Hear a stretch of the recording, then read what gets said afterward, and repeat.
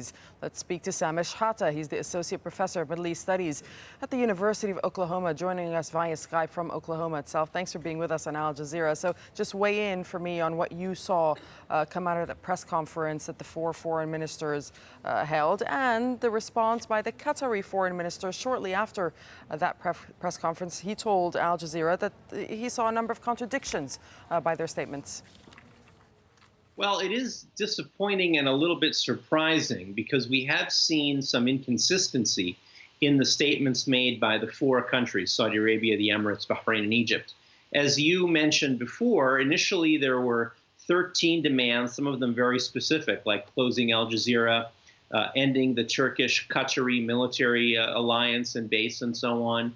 And then we moved from that to the 6 more general principles, which many reasonable people could accept, and so on. And we thought that was a way of de-escalating the conflict. But now we've seen, again, a kind of insistence on these 13 demands. So it is disappointing and a little bit surprising because we thought, with all of the international pressure by Secretary of State Rex Tillerson, the French foreign minister, statements from the German foreign ministry and others, that things were moving in a positive direction. But they did say that they seem to suggest that they are more open for dialogue. They've said that, but we haven't really seen any easing up of the blockade. As your piece mentioned, Mr. Tillerson and others talked about the consequences of this on Qatari and other Gulf families, in terms of families being separated, the blockade in terms of food and basic items coming into Qatar and so on. But no kind of goodwill gestures have been taken by the four countries. What does this all mean for Kuwait's mediation, the role that Kuwait has been playing? Does it continue or is it over?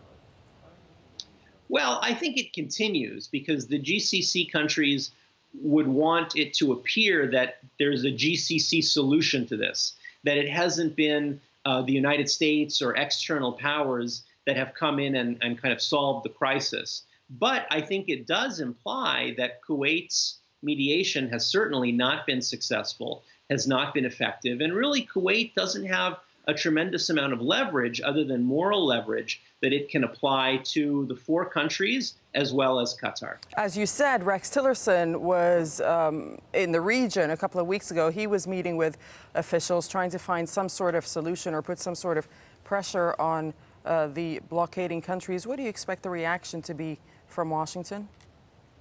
Well, as your piece mentioned, I think Washington wants a solution to this crisis sooner rather than later. And in fact, from everything that the State Department and Mr. Tillerson has said, they are satisfied that Qatar is not supporting terrorism, and they've made no mention of Al Jazeera or the Turkish-Qatari military cooperation. So in effect, Mr. Tillerson, not necessarily Mr. Trump, is on the side of Qatar in this crisis. But should Qatar be worried when CENTCOM says, came out a few days ago, CENTCOM, the Central Command Department, saying that the Qatar dispute is hindering the long-term planning at Al Udeid Air Base? Of course, we know Al Udeid Air Base is being hosted right here in Qatar.